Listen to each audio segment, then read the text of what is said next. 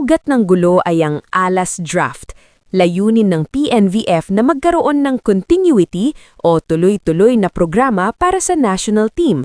Magandang pakinggan, di ba? Pero ang problema, ang mga detalye nito ay tila pabor lang sa isang panig. Sa ilalim ng proposal na ito, posibleng mapuwersa ang mga players na pumili. Club team ba o national team? Para sa isang professional athlete, ang club team ang kanilang kabuhayan. Dito galing ang sahod, dito ang career security. Ang national team naman ay para sa bandila. Sa ibang bansa, maayos itong napagsasama. Pero dito sa atin, tila gustong gawing exclusive ang mga players. Pero ayon kay Gia, hindi lang ang pulisiya ang problema. Ang mas masakit ay ang paraan kung paano ito ipinarating sa kanila.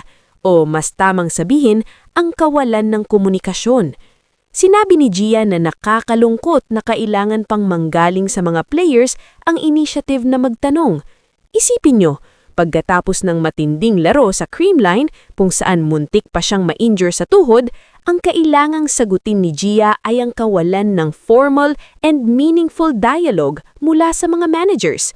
Bakit kailangan sa social media o sa balita muna malaman ng mga players ang mga planong direktang makakaapekto sa kanilang career?